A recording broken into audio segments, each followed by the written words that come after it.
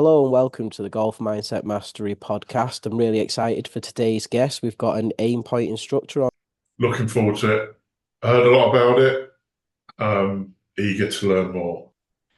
Let's start, Mark. Well, thank you Just very much for introduce inviting me. yourself. Thank you very much No for worries. inviting me to your podcast. I've been looking forward to this. Obviously, we've met before, but I've not had the pleasure of meeting Duncan. But now I know that he's just down the road, not a million miles away. Look forward to shaking your hand and seeing you in the flesh, Duncan. Hopefully, in the near future, that would be good. With pleasure. So, I'm a PGA professional. I'm a specialist putting coach. All I work with is putting. I don't do any long game, any short game. I only work with putting. And I'm an AimPoint certified instructor, which means that I can coach the AimPoint green reading system. I'm a level 2 coach, which means I can coach at more than one place. And I've been an AimPoint coach for, I think I'm going into my 9th year. So I had a look on the AimPoint website earlier to see how many AimPoint instructors there are in the UK. And I think there are only 9 in England. Out of those 9, I believe there's only 2 of us that are specialist putting coaches. That's myself and Jamie Donaldson, who works at Woburn. The other guys seem to coach other parts of the game. So I'm a very busy AimPoint coach. It's one of the primary things that I do. I've been playing golf for 51 years. I started in 1973, aged 10. So I'm still trying to get better, still learning something new, almost on a daily basis. I'm a member at Hull Golf Club, which is better known as Kirkella, because that's where I live. I'm very close to that course. But I obviously coach at Forest Pines, and see plenty of that golf course. And I also coach at Waterton Park, which is a tremendous setup near Wakefield. So get to play there. So that's my kind of activity. That's the area that I work in geographically. So yeah, putting and green reading. Anything that happens on the green is what I do. What made you want to specialise in putting then as a PGA coach? Surely you could probably teach the swing, but what took you down that path? I turned pro late in life compared to a lot of people. A lot of lads turn pro at sort of 18, 19, 20. I had a career before golf, and I had a change in direction in my mid-40s. So I think I was 43 when I gave up my handicap, gave up my amateur status, and went down the pro route. And I realized that there are people who've taught the long game for 20 odd years, 30 years, that have probably more knowledge in their little finger about the long game than I would have in my entire body. So I did not want to try and compete with somebody who's got far more experience and knowledge about the long game. So I Googled, when I was an assistant, I Googled golf coaches near me. And there are dozens of them, everybody's trying to sell me a lesson to hit it further or hit it closer. And then I Googled putting coaches near me, and there weren't any. 0. I put putting coaches in the UK, and I think 2 names popped up. Wow. So I've got this army of golf coaches near me, none of them doing putting. Not one of them offered me a putting lesson. It was all distance and wedges and the long game. So I thought I would specialize in putting, because somebody once said to me, a specialist has to know everything about not a lot. That's their definition of a specialist. In fact, that person was Karl Morris. That's a quote that he gave me many, many years ago. You got to know absolutely everything about not a lot. And so I thought I would take on the part of the game that nobody else was coaching and try and build a knowledge base that I could then share and help people improve their putting. Ironically, it's the club that everybody that plays the game uses more than any other. So yeah, I decided to focus on putting and have done that ever since. So that's all I've ever done. Never given a long game lesson in my life. That's good going for a PGA Pro, isn't quick it? question. Oh, Yeah. sorry, quick question, Mark. So, regards to before we get on to aim point and green reading and so forth, so you don't have to be physically fit or like anything dynamic to put. So why do people make putting so difficult? I think the majority of people that play the game have got a base level of knowledge about the long game. They know if they're slicing the ball, they know it's because the club's going out to in, or if they're topping the ball or hooking the ball, they've probably got a base knowledge that they can do something with. They can use their knowledge or go to a pro and get a way to improve from that lesson. I think putting is largely misunderstood. I think it was Hogan that said golf and putting are two separate games. One's played in the air and one's played on the ground. And I think putting is largely misunderstood. A lot of people think it's you're either born able to put or not able to put, and that is completely not the case. It's a skill that can be taught, but there aren't that many people that can teach that skill correctly. I actually love putting, and we said people moan about putting all the time, and they said, you walk to the green and it's a new challenge. It's exciting, and that mental sort of feat of actually getting that little ball into the hole, and we're talking about the mental side of golf. The closer you get to the hole, then the more mental it becomes. Absolutely, yeah, and that actually goes back to Ben's question as to why did I focus on putting?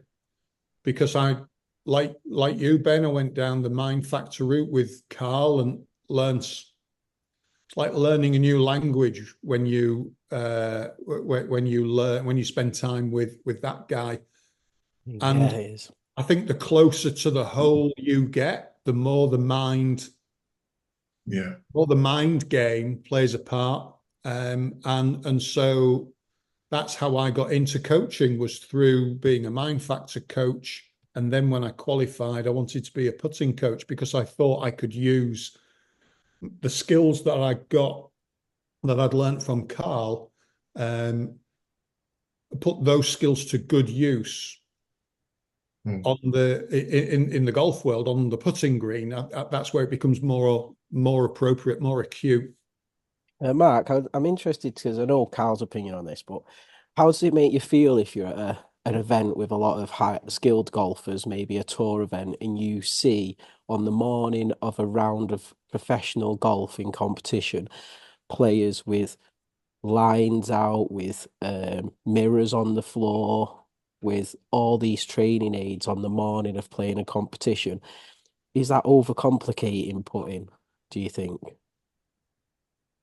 So I think the difference between probably a tour player and, let's say, an average club golfer that might copy what they see tour players doing is the tour players know why they're using it, whereas the average club golfer might just be copying what they've seen and they don't really know why they're using or why that guy was doing what he was doing.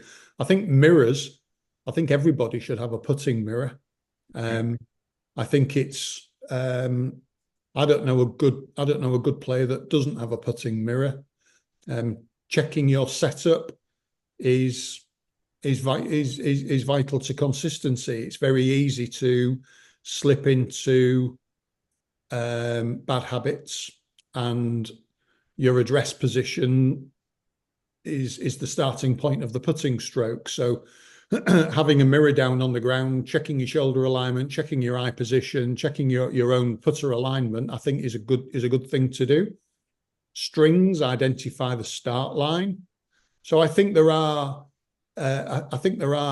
lots of positive reasons to use the selection of training aids that you see on the green.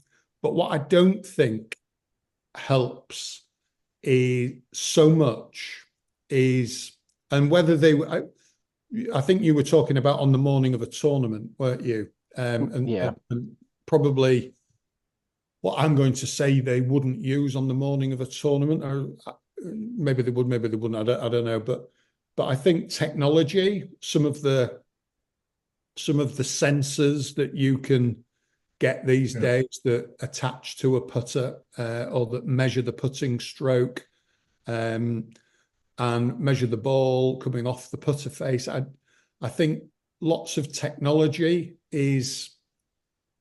can be harmful because it's almost putting the player in a straitjacket where they are seeking perfection. So they're seeking 0.0 when it comes to the difference in face between address and impact. And we don't play a perfect game. We're playing on an imperfect surface for a kickoff. There's always a margin for error, isn't there?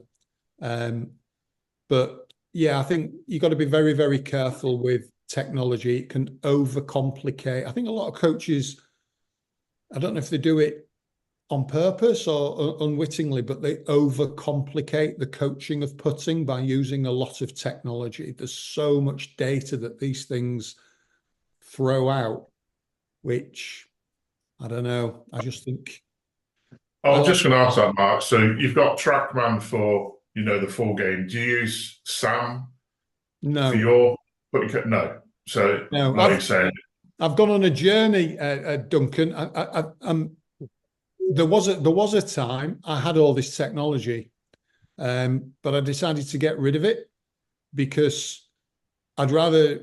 I think as an experienced coach, it's about putting less into people's heads than more information into people's heads. You need to have a clear head, clear mind, a clear, calm mind. You don't want it cluttered with lots of data points.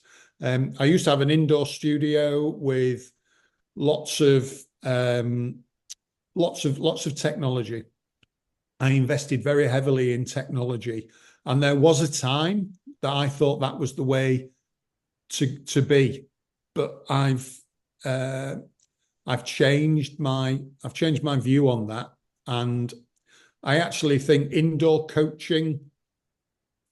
We're talking in November when the weather is not very good, right? So not many people are wanting putting lessons outdoors at this time of year. So I get indoor putting studios are at least somewhere where you can go and do something.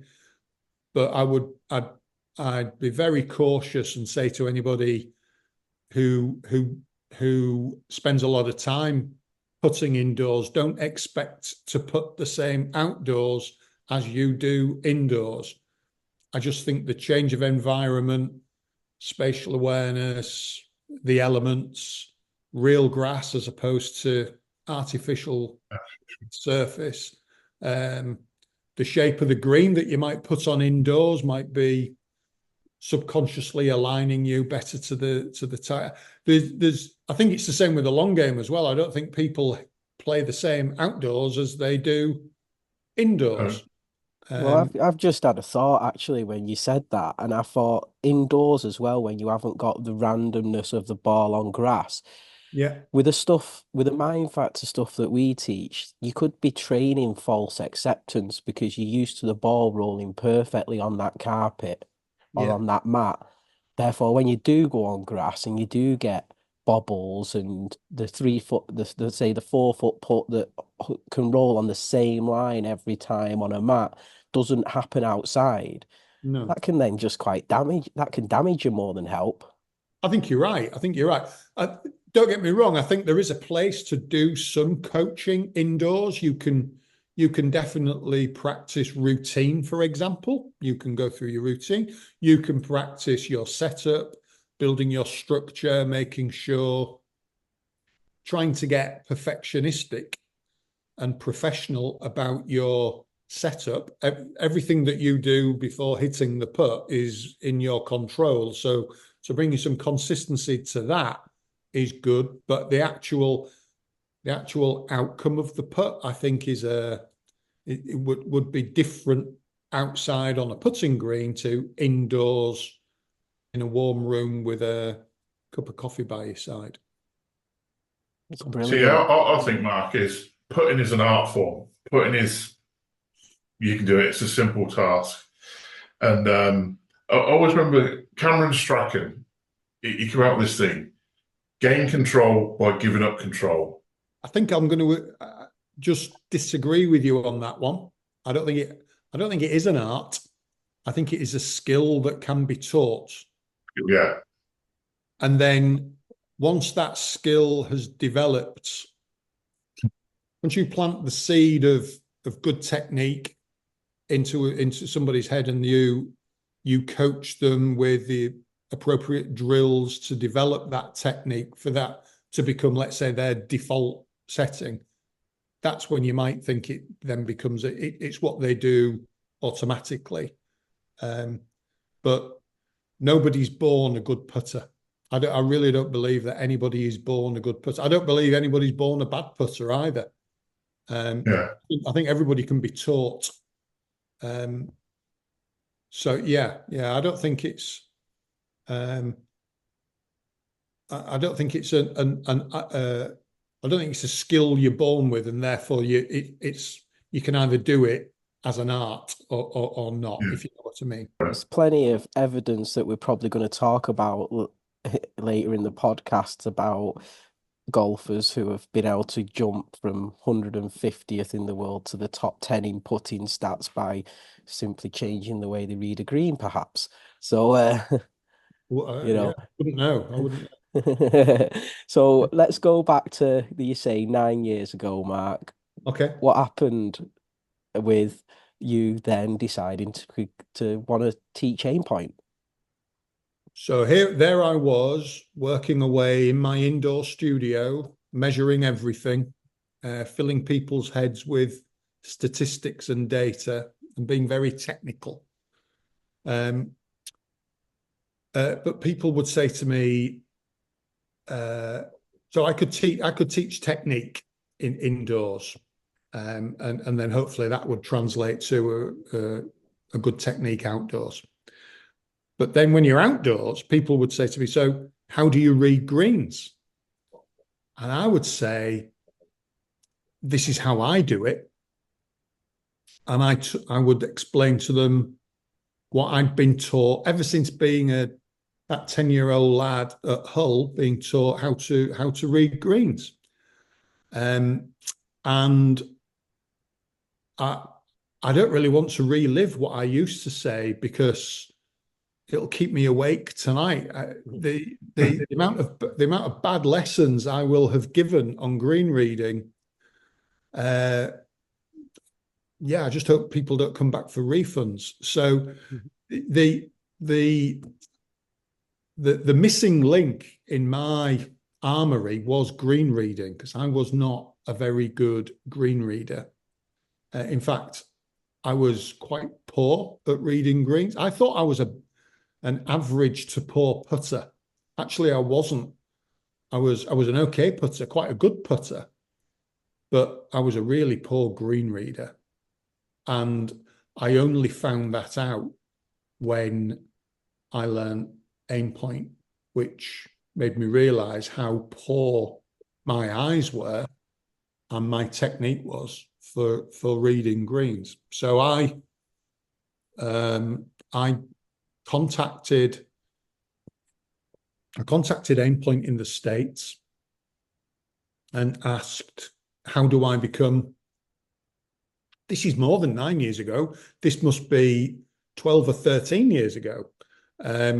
So how do I become an AimPoint coach? And they put me in touch with Jamie Donaldson at Woburn Golf Club, who looks after the AimPoint instructors in this country. And he let me know that he'd never heard of me. He didn't know me. He didn't know what I did. And they're very particular about who wears this badge. So they would want to monitor me for a while to see if I knew what I was talking about. And 3.5 years later, I was still waiting and still asking. So I decided to get on a plane and go to America to get in front of the guy who makes the decision ultimately. There was a man called Mark Sweeney, because AimPoint is a one-man business. It's created by Mark Sweeney. So I bumped into him in Orlando, which is where he's based, at the PGA show, and managed to convince him that I was right to become an AimPoint coach. And a couple of weeks later, I was down at Woburn being certified by Jamie to be an AimPoint certified green reader instructor coach. So amazing. Yeah, it's there are only, I think there are 12 of us in the UK, 12 or 13 instructors in the UK. So you've got to be right. People become AimPoint instructors, but then lose that license if they don't do it correctly, if they don't follow the correct process. Yeah, but there are people, some quite well-known people, who've had their licenses taken away for one reason or another. I think it's fantastic that they're so strict with their instructors, because if you're getting a lesson off an AimPoint instructor, that they're properly vetted. They know what they're doing.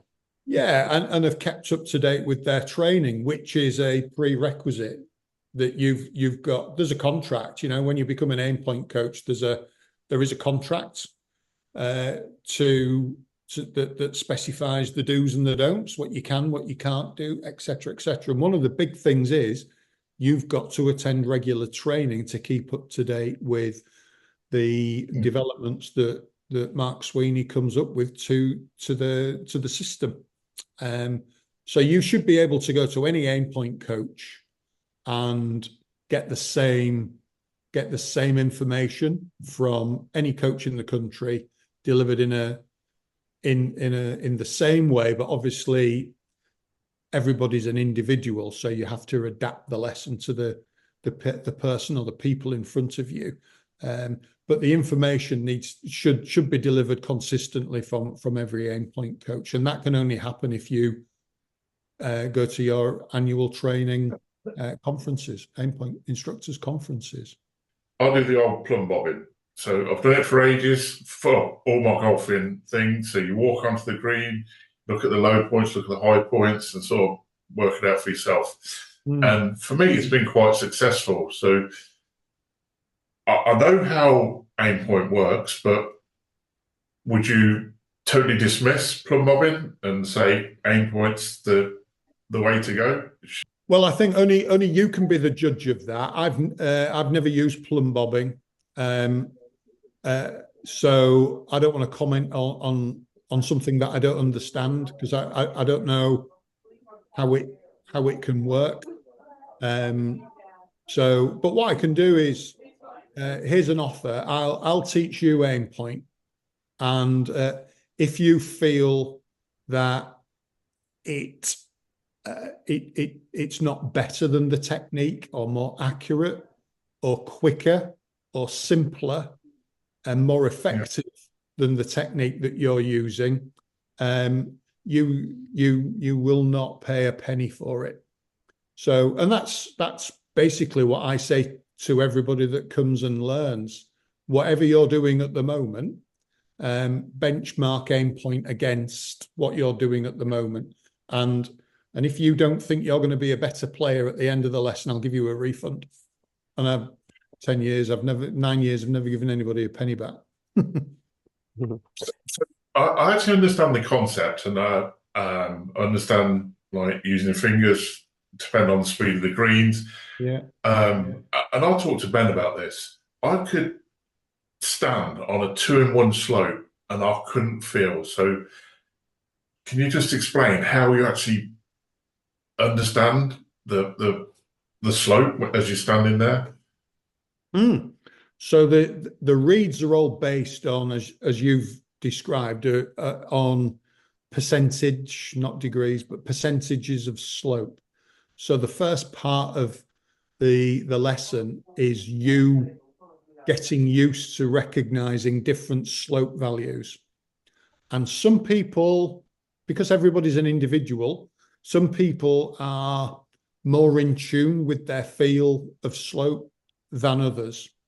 Some people just get it, but they can absolutely feel the difference between 0 and 1 and 2 and 3, up to 5%.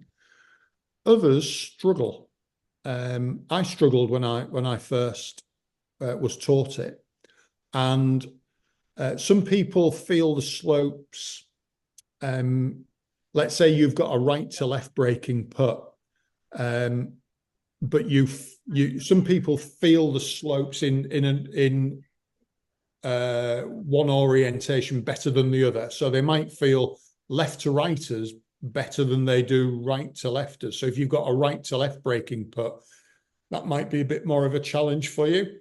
In which case, I would just say turn around and see if you can recognize that slope in the way that you think is your strongest direction. But hand on heart, Duncan, I've done several hundred AimPoint lessons or delivered AimPoint to several hundred golfers now. I have yet to meet the player who, by the end of the lesson, bear in mind the lesson's 2 hours, cannot recognize different slope values. So by the end of the lesson, I think confidence grows as well. Confidence grows in the system and in the technique and in the process. And very quickly, once your confidence starts to grow based on the evidence of the putts that you're hitting, then all of a sudden you start to believe what you think you're feeling as well. Personal level, Duncan, I was one of them people who thought I couldn't feel slope. I went to my coach, who is one of Mark's good friends, Michael, at the Trafford Centre, and I said to him, I need help green reading. Can you give me a green reading lesson? And he says no, because of the same reasons that Mark said. He wouldn't be comfortable teaching me what he thought was good green reading. So me and my coach Michael went to see Mark, and Mark gave us the lesson. And yeah, I went thinking I can't feel slope. I'll see what it is. We've got 18 holes at Forest Pines after, so even if the lesson doesn't go well, I've still got 18 holes of golf after.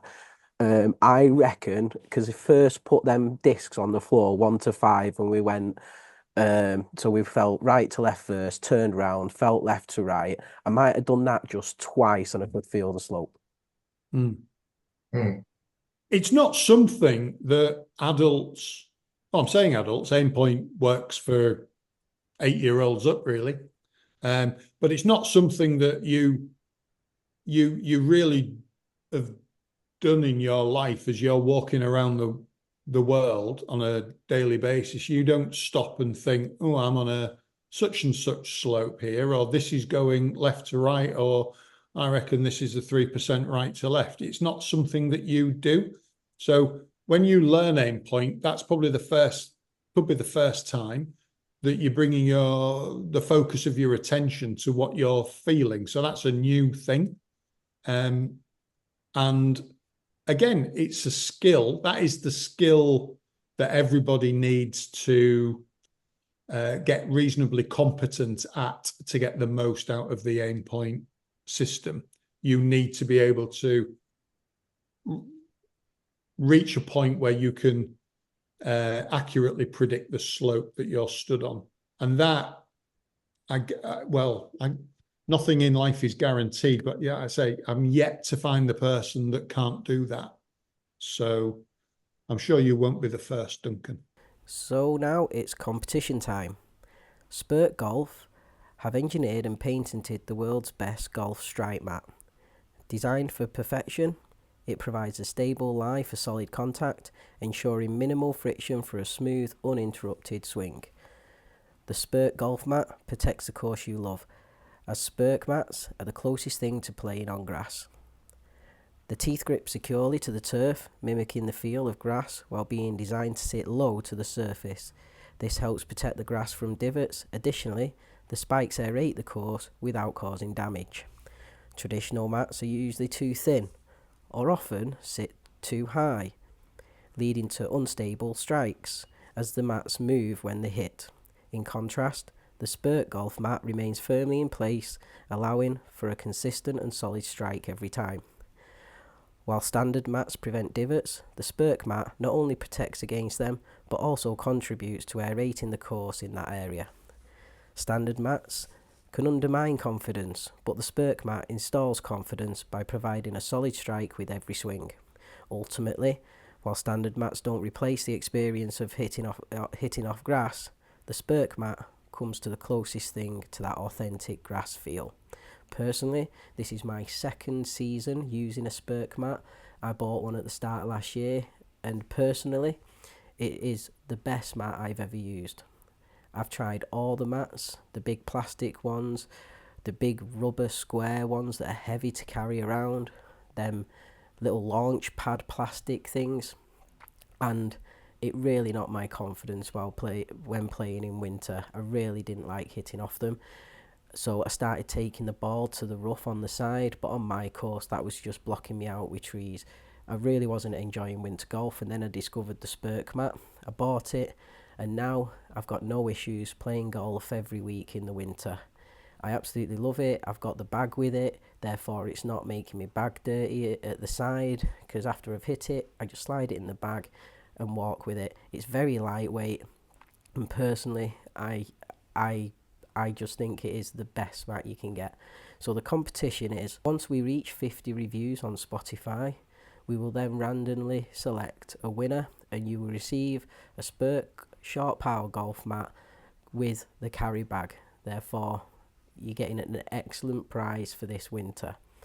So get your reviews on. The sooner we get to 50, the sooner someone can get the mat and get using it this winter. Good luck. So I'm going to go down a list if you don't mind, Mark, and see if you can disagree or if you have any input in what I think as an AimPoint user, from being a poor green reader, a low handicapper, playing scratch comps, but honestly, starting balls on the low side, I was in desperate need. So this is what AimPoint give me: confidence in pricking a very accurate line every time. Also I got the same process every time. It's reliable, same process. Because I know that because I'm so confident in my line, I stand over the ball with less doubt in my head. It's a process that is self-calibrating. As I play each hole, I can calibrate. So by about hole 3, I'm perfect again. This means that personally, because I know with the mind factor, the only thing I'm concerned about when I putt is possibly pace. That's the only thing. The other point I think is, I don't think since I've learned AimPoint that I have ever, bar an absolute catastrophe with my stroke, started the ball on the low side of the hole.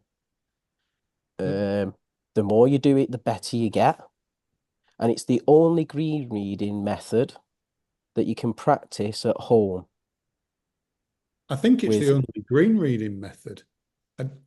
Because I love that slope board. I read my slope as I'm making a cup Yeah, of tea yeah, yeah, sometimes. yeah. So have you got any I think anything against any of them points? no. Well, I think we can add to a few of them. To be a good putter, you've got to have a command of speed. I think speed is king on the green. You can't be a good putter if you can't control or have a control of distance control. Every putt is linked to, or every line is linked to a speed. So if you become competent at distance control and you know how to vary your speed control on the green, and then you match that with the correct start line, then you take being a good putter to being a great putter.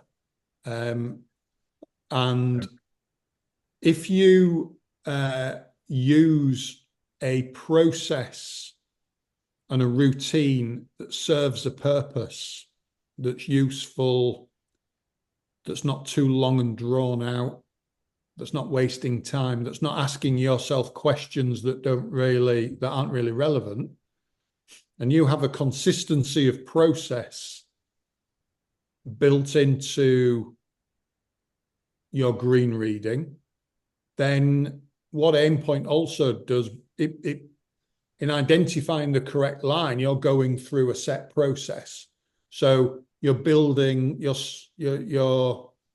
you could be starting to have a pre-put process if you haven't got one already, which is then going to bring some consistency to what you do.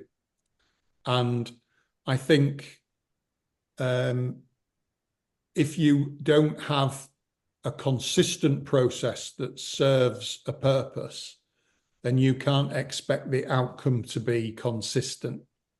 So AimPoint will bring some consistency to what you do in a useful way. The guys at AimPoint have developed a green reading system that we can teach, but they've also developed a speed control system that we can teach to bring those two key elements of putting together.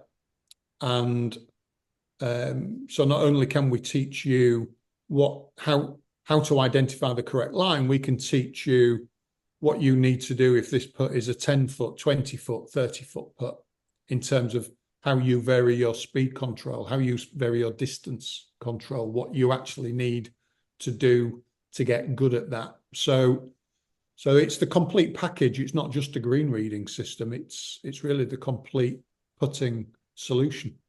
Well, I like to play some devil's advocate there because you mentioned it's fast, but what would you say to the people who actually say that it's slowing the game down?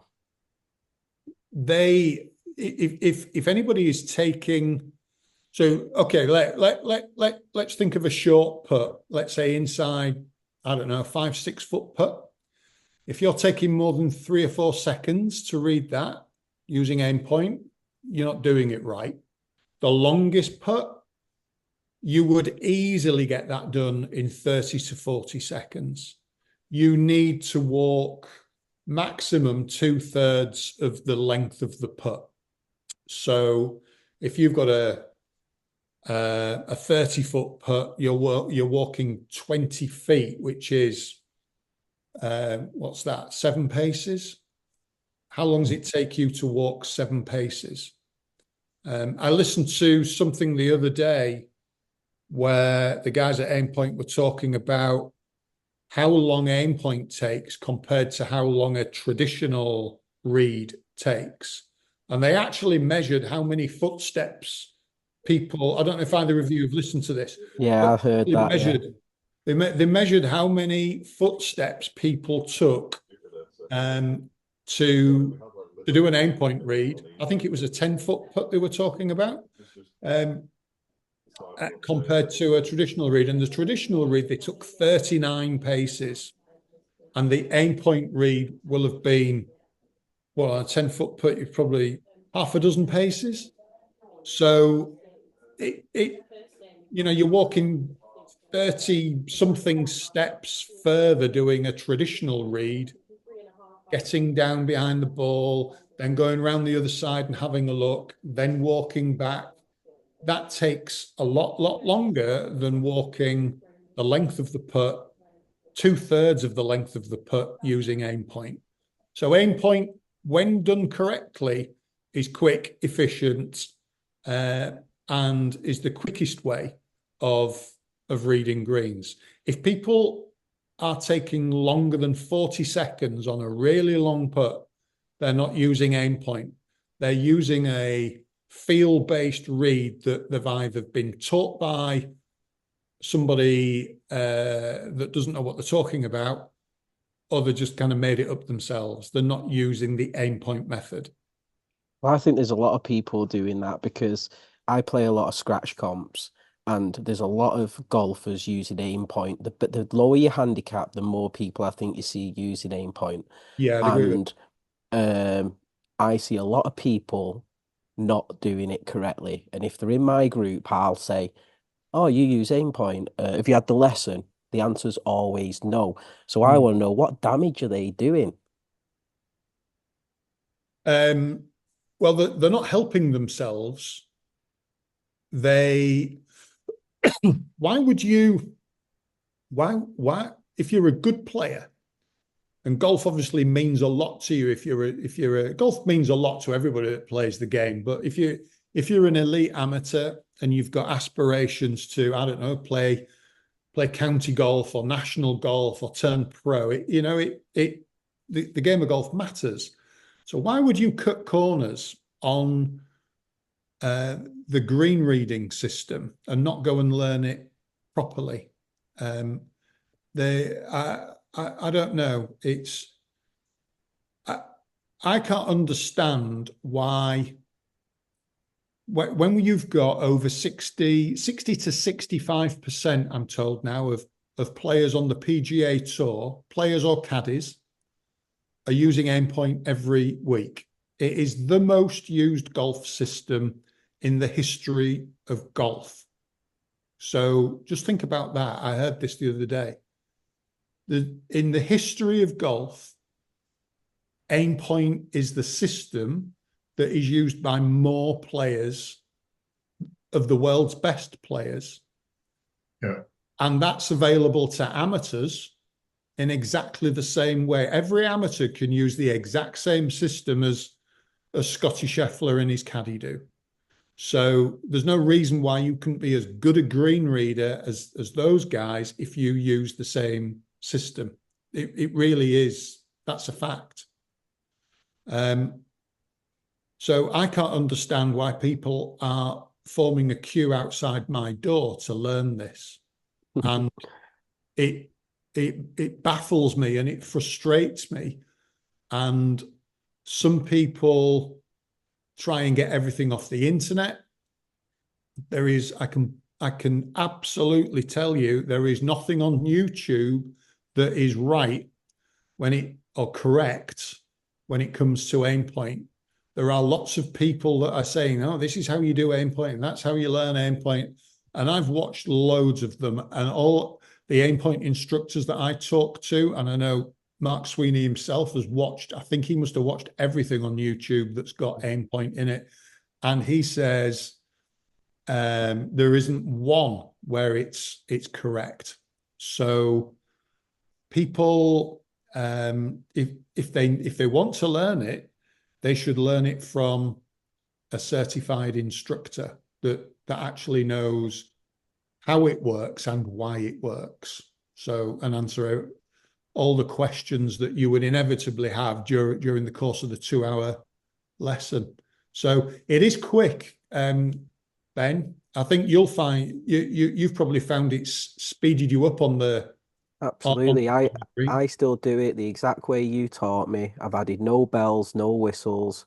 Um, And I think that the only reason AimPoint might have a bad name is because there is guys on tour that have had added bells and whistles, and Yeah. essentially every people who have a bad opinion of AimPoint is it's bait their opinion is based on watching people who are not doing it as it's taught, essentially. Mm. Mm. I think it's largely misunderstood by the golfing public. They don't really know what it is, and they don't know why it works. They don't quite believe it's accurate, because there are some people that give it bad press Or for can we? whatever. This is a good time to put the famous Butch Harmon quote of this year in, of Yeah. when it before the Masters at Augusta. Apparently, aim point wouldn't work on Augusta. The greens are too slopey. Yet Mm, the top six players, who've the winner down to sixth place, all used aim point. they did, and I think that kind of should put Butch back in his box. Really, he's from a generation where he grew up and AimPoint didn't exist. It's come along later in his life, and people of that generation, and it's hard for them to accept that something new that they've not thought of can be so effective and have such an impact on the game of golf that they've coached all their lives. But the fact is, there's only one thing that makes a ball travel in a certain direction, and that's gravity. Yeah. So if gravity doesn't work at Augusta, then it's an even more special place than we already thought. But I can tell you, gravity does work at Augusta, and that's why the top six in the Masters all use AimPoint. So, a question I was going to ask, Mark, is like you said, it's quick and TV's TV, but of all the pros, so the biggest pro is Adam Scott. You see him actually going through doing the actual aim point, and you know he's doing it. But watching the Masters, watching all tournaments, you rarely see people actually physically doing the number of fingers. I think there's, Yeah. I don't know, I'm a bit skeptical in my old, getting more and skeptical in my old age, but I wonder why the Sky cameras don't show. They'll show somebody spending 2 or 3 minutes walking around a putt, getting down on the haunches, eyeballing it, and then hitting the putt, but they won't show somebody for 20 seconds using aim point. And they will show Keegan Bradley doing it, but obviously that's purely to put a negative spin on it. Yeah. So there's, I don't know. That's one for Sky to answer, really. But there are so many players using it. If you go to a tournament, I bet when you went to, you were saying earlier that you went to a live event. If you go to the Open, I've been to the last couple of Opens. AimPoint is everywhere. It is absolutely everywhere. It's every group. There is at least one player or their caddy using AimPoint.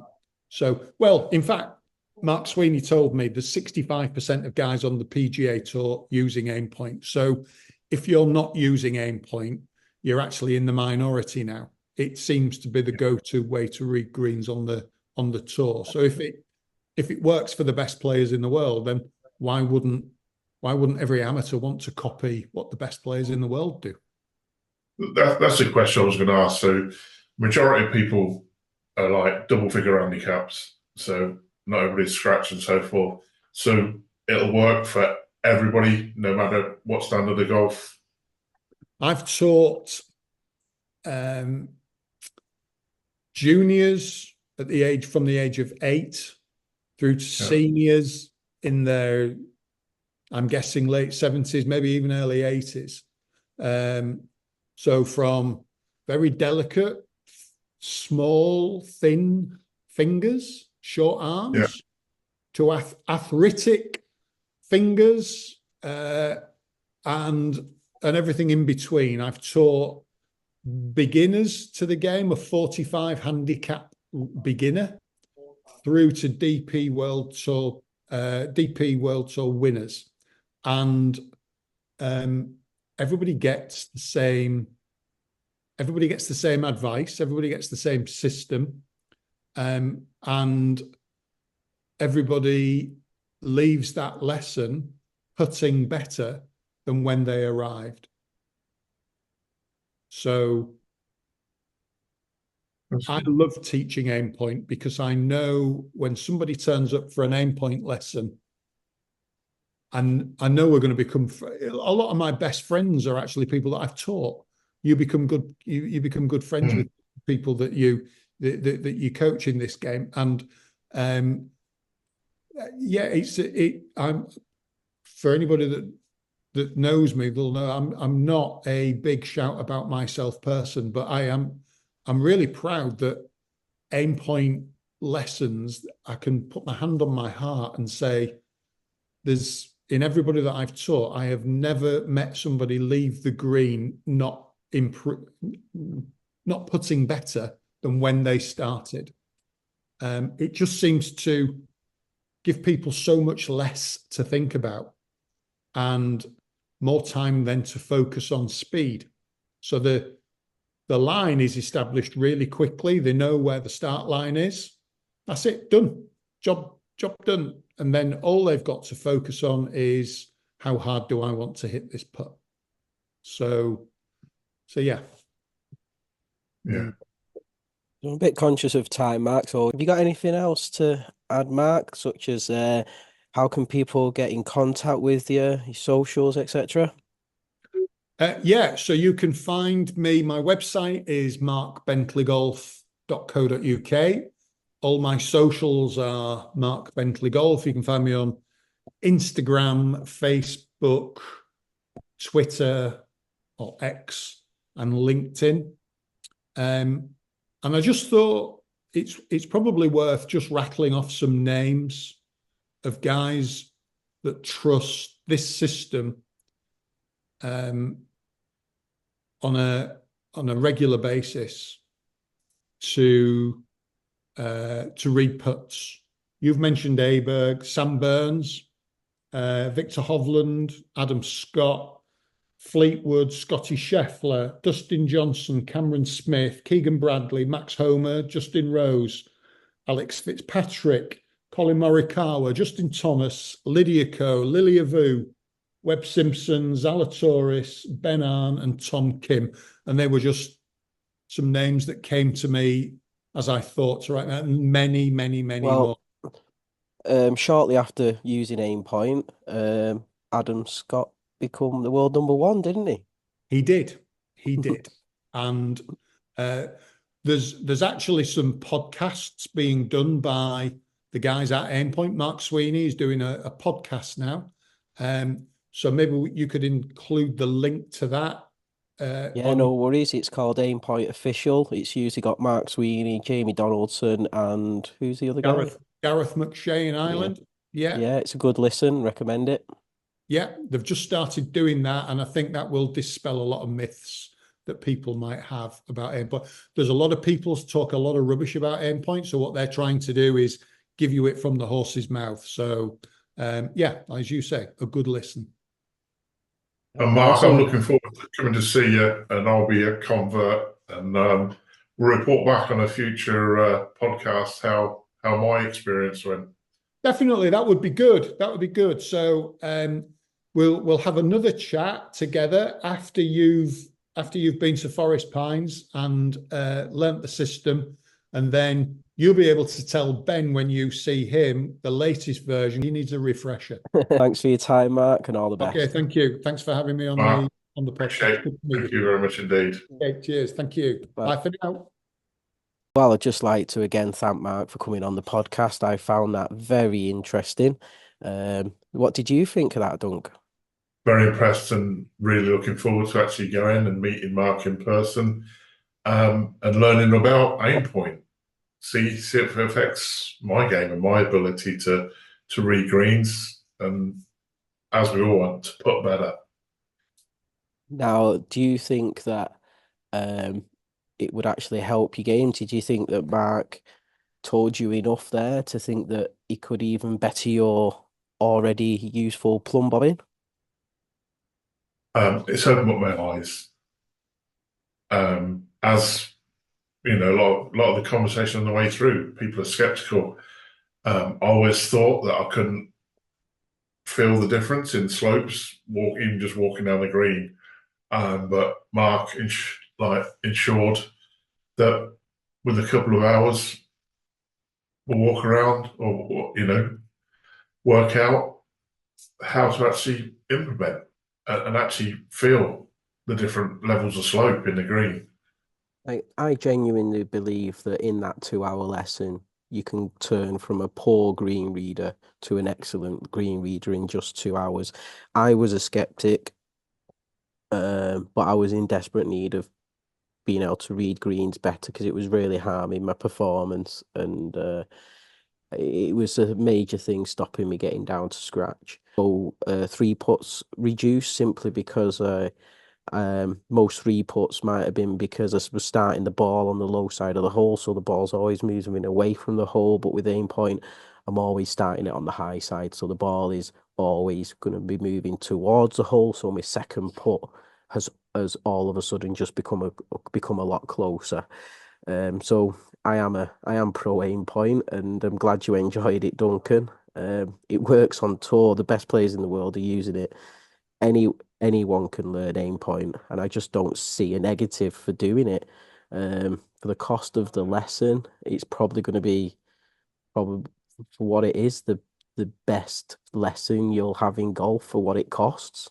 Right, so hope everyone's enjoyed this podcast, and we've got some great guests lined up for the future confirmed. So we're going to do a podcast with Carl, and that will be our next podcast with a guest. Carl's very successful performance coach, 6 major champions, and he basically is our mentor, yeah, for the Mind Factor. So we'll look forward to that. Okay, bye for now. Bye. Thanks again for listening to this podcast. I hope you really enjoyed it. If you want more information on sports mind coaching, you can email me. It's ben@braingameperformance.com. I also have a website, braingameperformance.com. I currently have an offer on the site at the moment. If you buy a package, there is a 30% discount code. That's great value considering sports mind coaching not only gives you the skills to improve on the course or any sport that you might play, but them skills can also be transferred to work and your normal everyday life. If you think what you're doing right now isn't working, and you think that unlocking the mental game could make you reach your full potential, then please get in touch.